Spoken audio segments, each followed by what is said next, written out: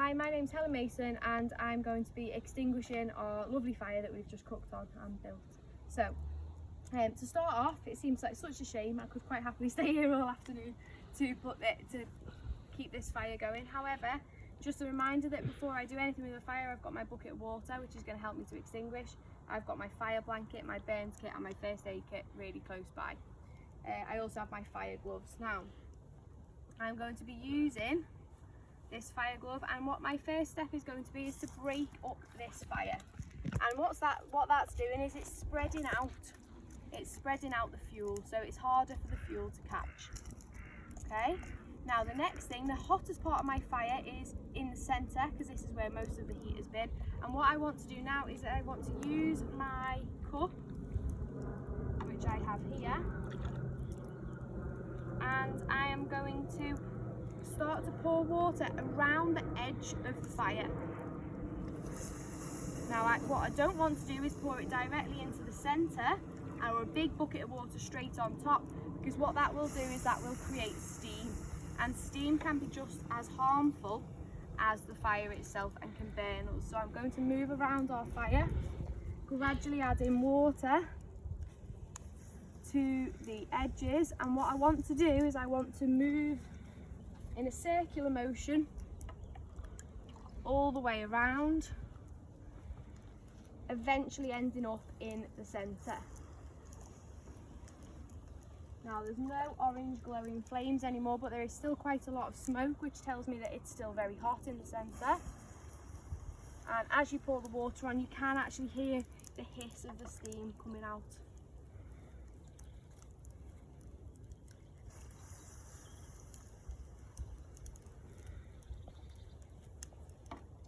Notice when I'm pouring the water on, I am moving down into the respect position to allow me to move away if I did in fact encounter some steam.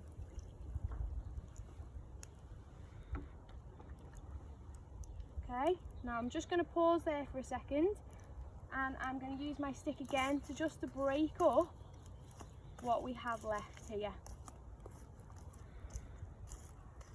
And that'll just again make sure that if there is anything with a flame, that we can make sure it's extinguished.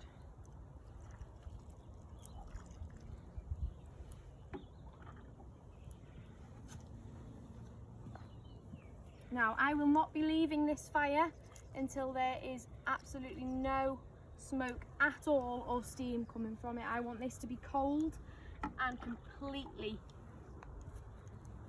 unlit and not hot before I leave.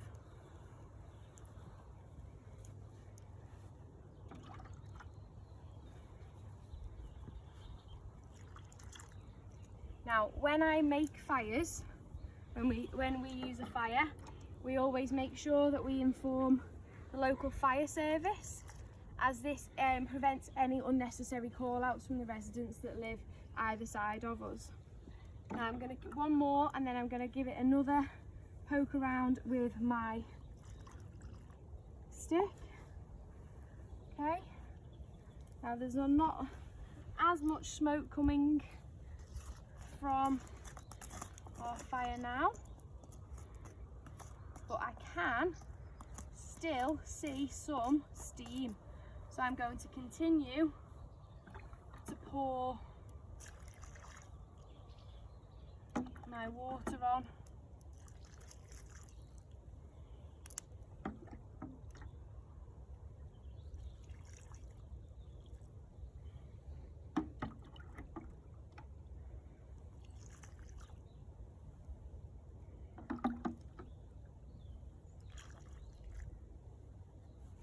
Give it a mix around again.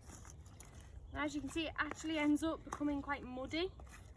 Something that the children will thoroughly enjoy, I'm sure. However, this is not an area in which they're allowed to play. They have to play outside the fire circles. That shows them and me that we respect the dangers that the fires can present. Okay, I'm happy that smoke has stopped going now. However, because I can, I'm going to completely empty this bucket of water.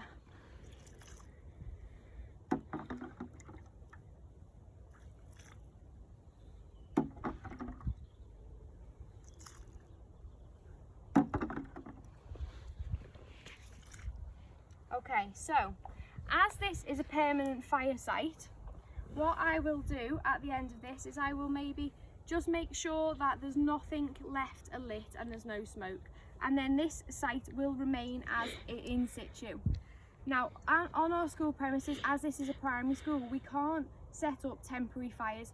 Having said that, if we were to set up a temporary fire, we could do it and leave no trace, and we would do that by making sure once this was completely cooled, we would then break up all the ash and the embers, and we would distribute it into the bushes and the surrounding shrub areas, just to make sure that there's nothing left that would indicate to anybody that we've been there with a fire, and invite somebody who maybe wouldn't do it in as a safer way as us to come back and do that. So I would break this up and I would take it and I would scatter it around.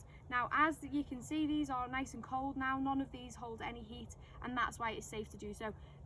Most importantly, there is no smoke, there is no heat coming from our fire pit area now to be able to take these away and distribute them in the bushes. Having said that, this is our fire pit area, so this will be staying with some embers. However, the bigger sticks I will remove because we will use them as tinder in a future session. Okay, so I'm just going to bring them over. These will then now need to be re-dried out, but we can put them into our wood store as they are cold. The remaining ash and embers, you can if you want to break them up. However, as this is our permanent site, that is not essential. Okay, if this was a temporary site, I would make sure there was no trace, and all of this ash would be removed along with our sticks as well. Okay, hope that's okay. Thank you, Helen.